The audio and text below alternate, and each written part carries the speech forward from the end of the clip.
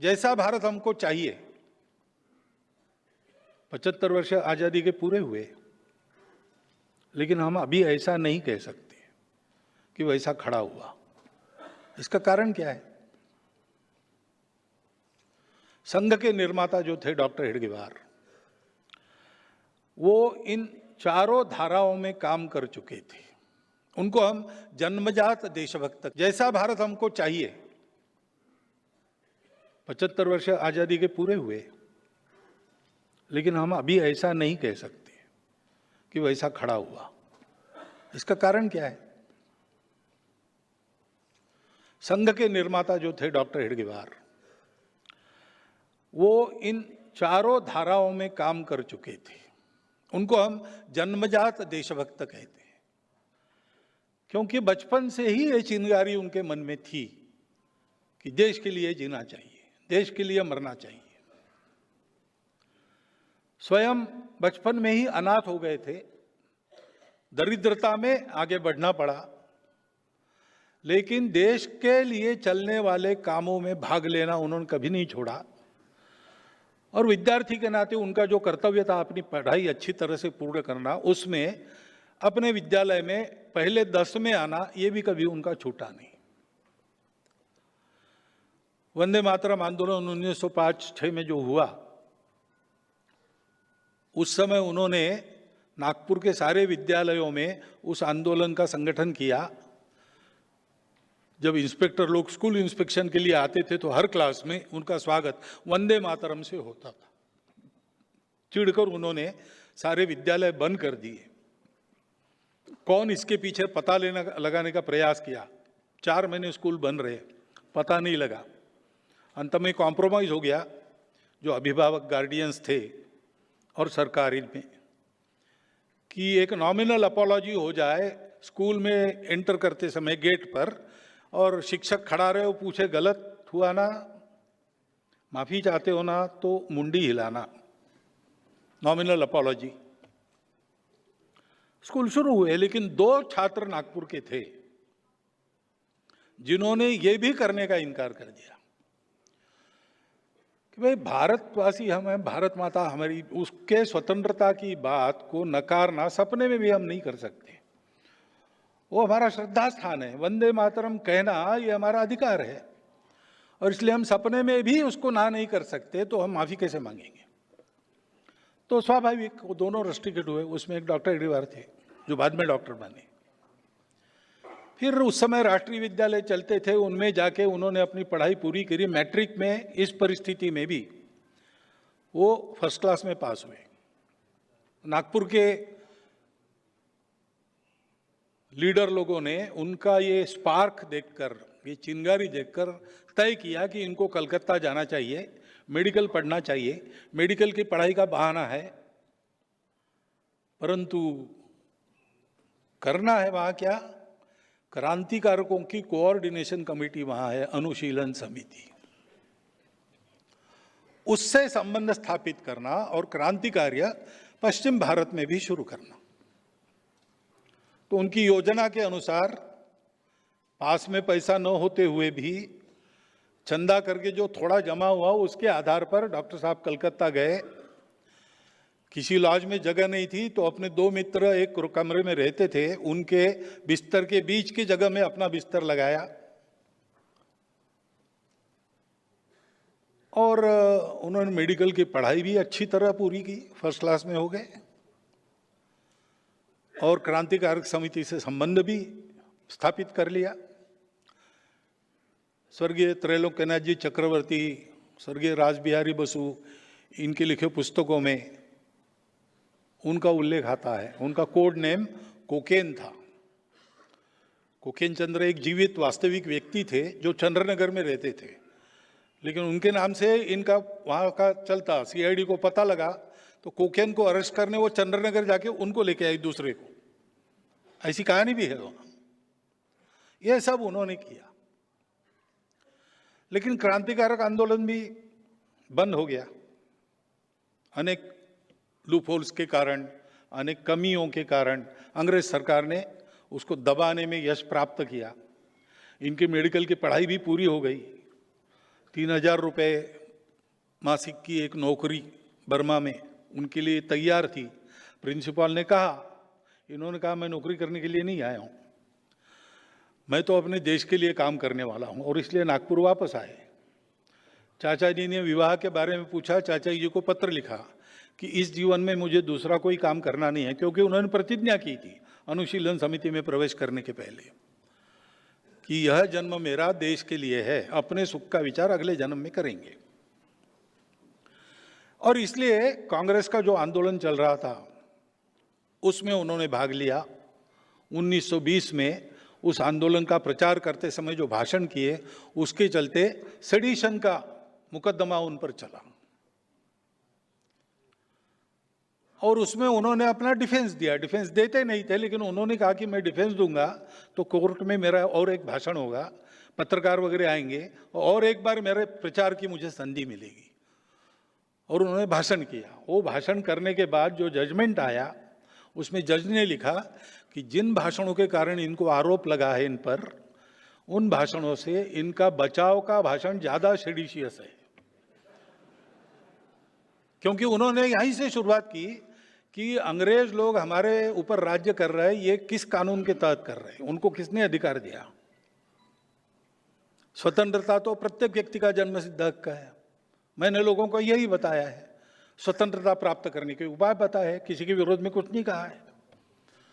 जो आपके भाषण लिखने वाले लोग हैं उनको मराठी भी ठीक से नहीं आता, मेरे भाषण मराठी में हुए। आरोप तो आपका झूठा है, लेकिन ये कोर्ट भी बेकानूनी है। इस न्याय को, इस न्यायाधीश को, इस न्यायालय को मैं नहीं मानता, ऐसा उन्होंने कहा। और इसलिए उनको 1 वर्ष सश्रम कारावास हुआ। सब ऐसे जो आंदोलन थे, क्रांतिकारकों का आंदोलन था, राजनीतिक जागृति के आंदोलन थे, समाज सुधार के काम थे, धर्म जागृति के काम थे, अपने मूल पर वापस आने के लिए, इन सब में उन्होंने प्रामाणिकता से, निस्वार्थ बुद्धि से, कार्यकर्ता के नाते काम किया।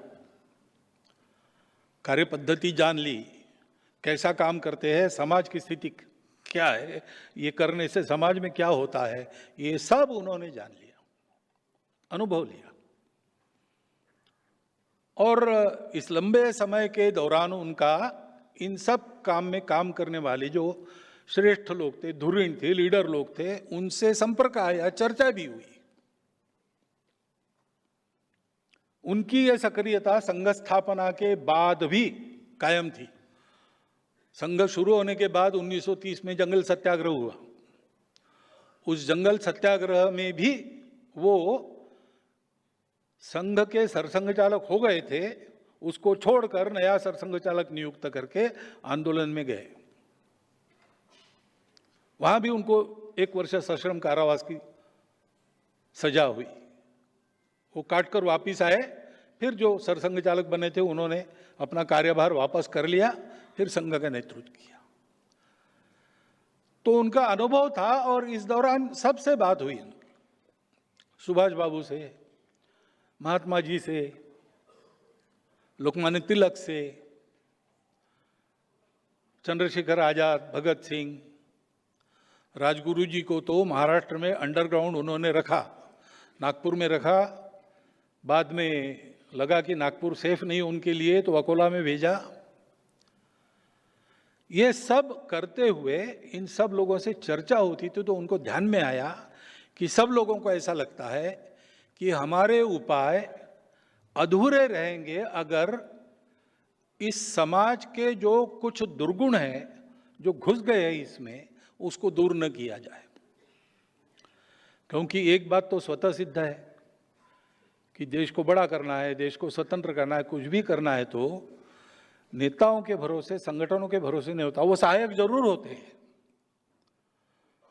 लेकिन सबको लगना पड़ता है, सब में एक गुणवत्ता आनी पड़ती है। पूरे समाज के प्रयास से कोई भी परिवर्तन आता है। आज अपने देश को बड़ा करना हम चाह रहे हैं, वो किसी के भरोसे छोड़ के नहीं होगा, सब सहायक होंगे। नेता, नीति, पार्टी, अवतार, विचार, संगठन, सत्ता, सब इनका रोल असिस्टेंस का है, लेकिन मुख्य कारण जो बनता है वो समाज का परिवर्तन है, समाज की गुणात्मक उन्नति है। और बिना उसके हुए हमारे काम फुलफिल नहीं होंगे। जो इश्यूज लिए हैं वो शायद रिजॉल्व हो जाएंगे, लेकिन वो फिर से खड़े नहीं होंगे इसकी कोई गारंटी नहीं। क्योंकि स्वतंत्रता की बात ले तो हम देखते हैं कि कितना लंबा ताता है आक्रामकों का। हर बार कोई आता था, हमको देखते देखते जीत लेता था, फिर हम जागरूक होकर उसको खदेड़ देते थे, दूसरा आता था। ये सब बार बार क्यों होता है? क्योंकि कुछ ऐसे दोष है जिनको निकालना चाहिए, कुछ ऐसे गुण है जिनको विकसित करना चाहिए, और इसलिए ये काम किसी को करना पड़ेगा। हम लोग नहीं कर सकते क्यों? नहीं, हमने अपना अपना काम चुन लिया है। इनका भी अध्ययन, डॉक्टर हेडगेवार का भी अध्ययन, चिंतन, वो इसी निष्कर्ष पर आया था। जिन महानुभावों के मैंने नाम लिए हैं उन सबको आप पढ़ लीजिए तो आपको ये भाव मिलेगा। उसके बारे में बहुत लोगों ने लिखा है। स्वदेशी समाज नाम का श्री रविन्द्रनाथ ठाकुर जी का निबंध पढ़िए। उसमें उन्होंने कहा है कि समाज की जागृति राजनीति से नहीं होगी। हमारे समाज में समाज का स्थानीय नेतृत्व खड़ा करना पड़ेगा। उन्होंने शब्द किया है नायक। जो स्वयं शुद्ध चरित्र है, जिसका समाज से निरंतर संपर्क है, समाज जिस पर विश्वास करता है और जो अपने देश के लिए जीवन मरण का वर्ण करता है, ऐसा नायक चाहिए, ऐसा उन्होंने कहा है।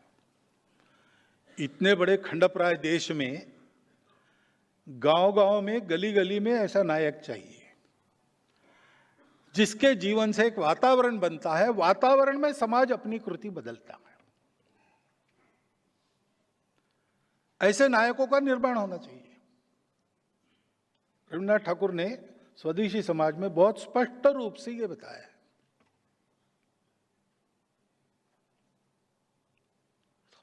इन सब के बोलने में, लिखने में ये बात आई है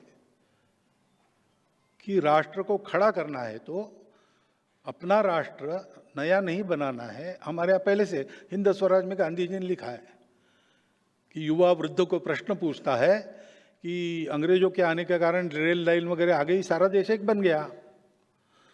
तो वृद्ध के रूप में वो गांधी जी उत्तर देते हैं हिंद स्वराज में कि ये भी बात तुमको अंग्रेजों ने ही सिखाई है।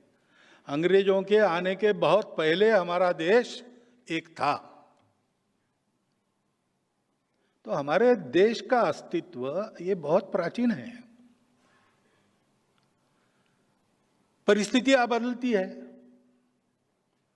उसमें परिस्थिति बदलती है, इसलिए वो एकत्व नहीं बदलता। स्वदेशी समाज में ही रविन्द्रनाथ जी ने लिखा है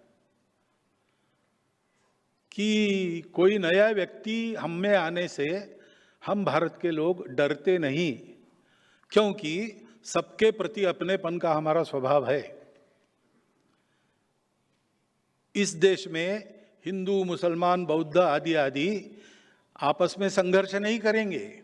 इसी देश के लिए जिएंगे, इसी देश में मरेंगे। आपस में संघर्ष करते करते कोई एक हल वो इसका निकाल लेंगे और साथ में जिएंगे। आगे वो कहते हैं कि ये हल अहिंदू न होकर विशिष्ट रूप से हिंदू होगा। ये उन्होंने लिखा है। उस शब्द के बारे में क्या है बाद में बताता हूं मैं। परंतु ये विचार सब में था कि अपना देश प्राचीन समय से एक है, अपने समाज को उन्नत बनाना चाहिए। वो सदा के लिए संकट परंपरा का निवारण करने का एकमात्र उपाय है। लेकिन फुर्सत नहीं है, तो डॉक्टर हेडगेवार ने सोचा कि किसी को फुर्सत नहीं है तो मैं इसके प्रयोग करता हूं।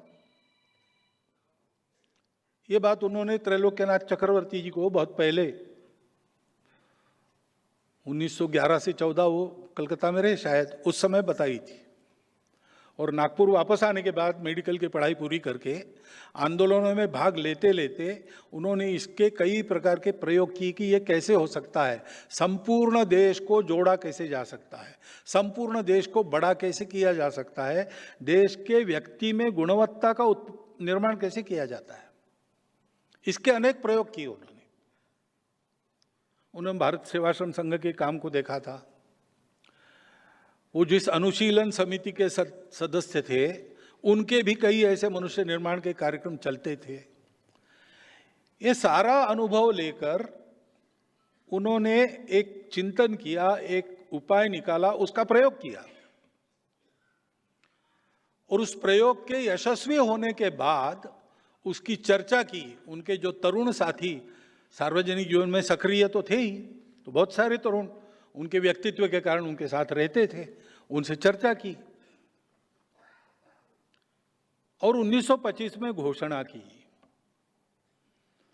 100 वर्ष हम आज मना रहे, लेकिन प्रत्यक्ष ये इस संघ का बीजारोपण उसके कई वर्ष पहले डॉक्टर साहब के मन में हुआ था।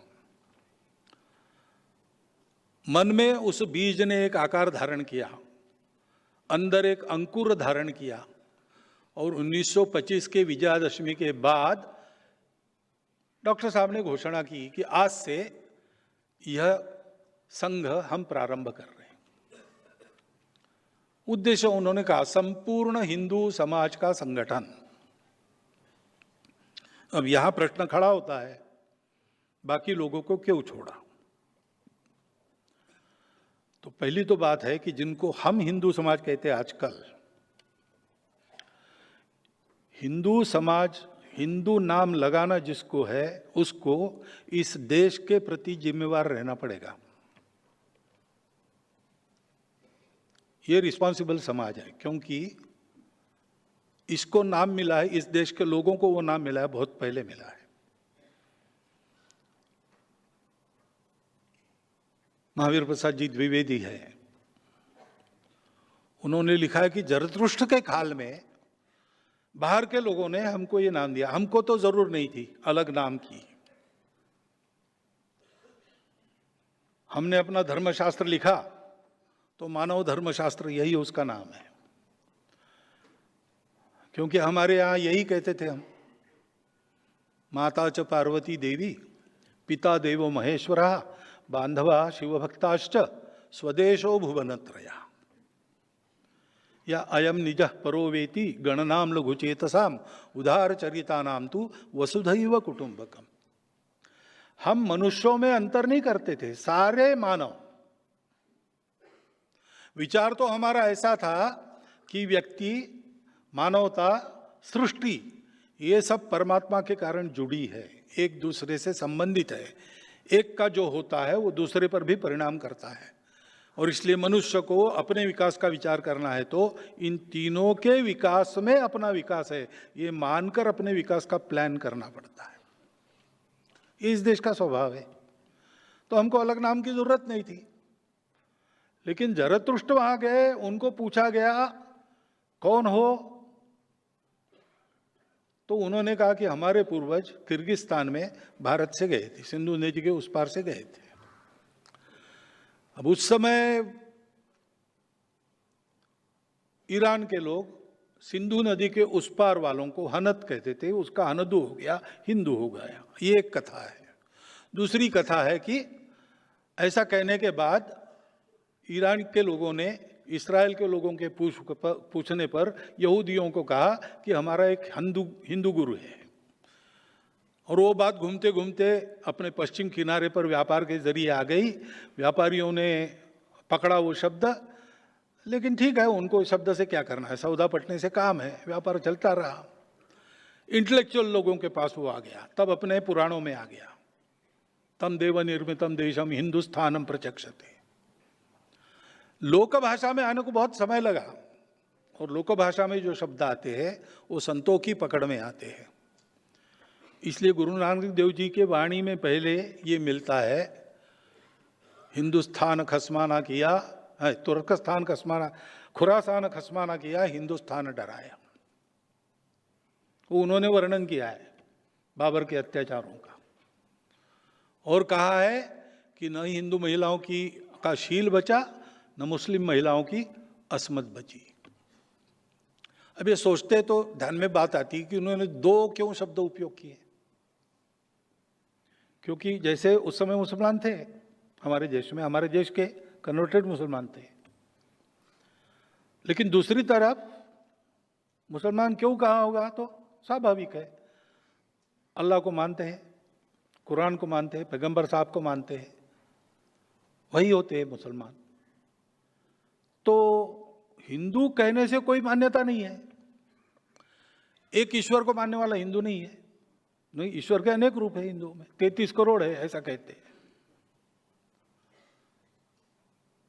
और एक ग्रंथ नहीं है, न कोई एक गुरु है।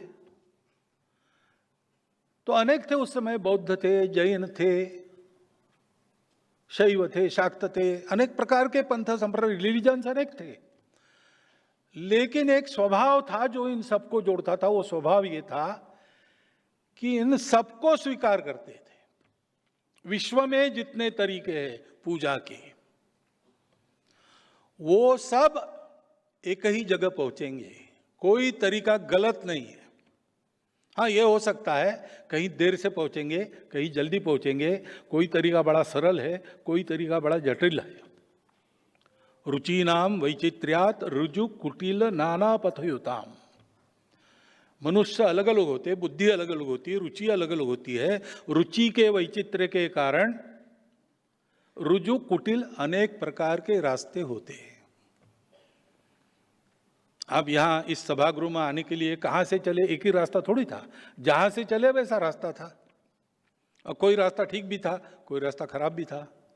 रास्ता खराब है इसलिए आप घूम कर भी आए होंगे, रास्ता खराब है तो भी समय पर पहुंचेंगे इसलिए उसी खराब रास्ते से भी आए होंगे। ये अपना अपना मन है।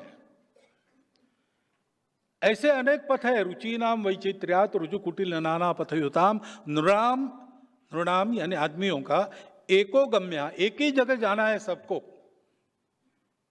भगवान को कहते त्वम असि, तुम ही हो जो सबके गंतव्य हो। नृणाम एको गम्यस्त्वम असि। कैसे? पयसाम अर्णवैव। विश्व में कहीं भी पृथ्वी पर वर्षा होती है तो अंत में सागर में जाती है।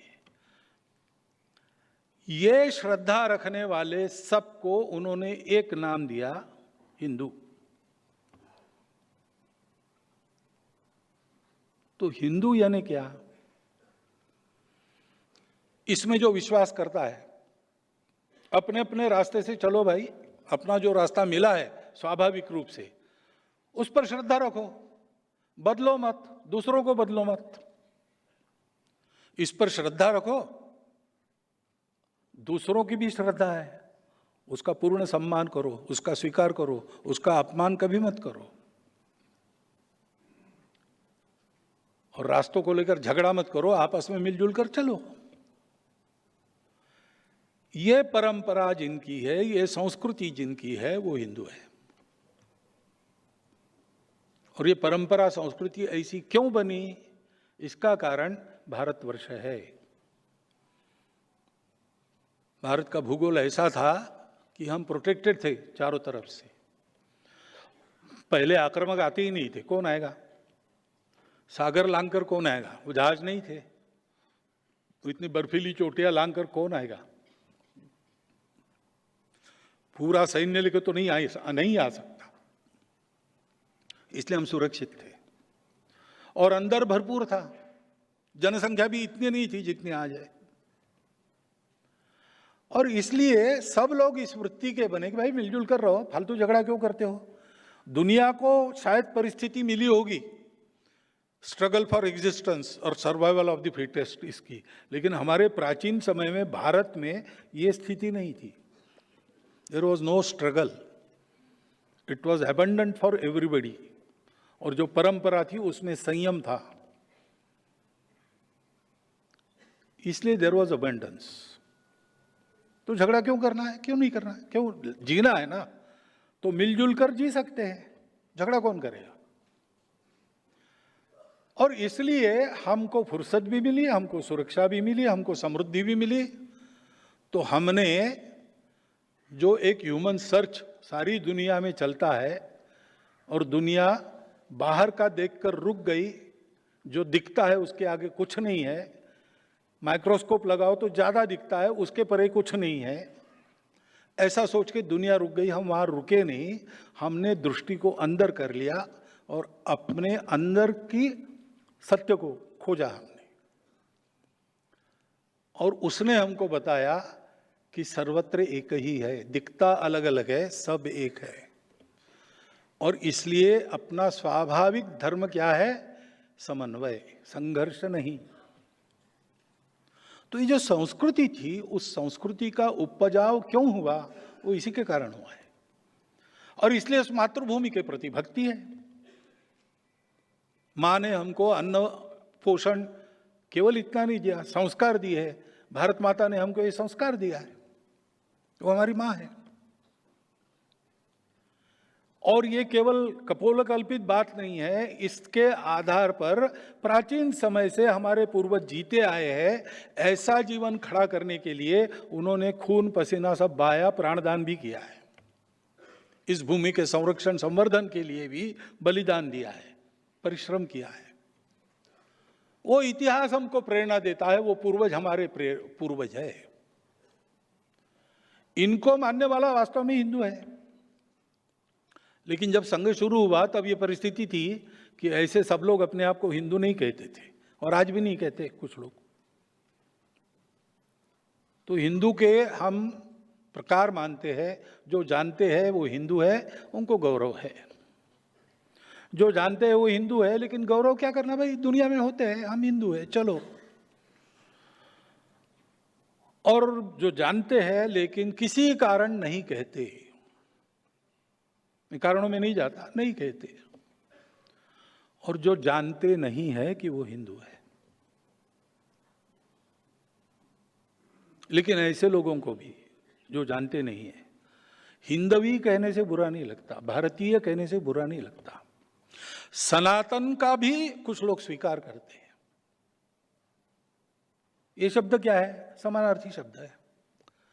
और इसलिए हम लोग ऐसा नहीं कहते कि आप हिंदू ही कहो, आप हिंदू हो, ये हम बताते हैं।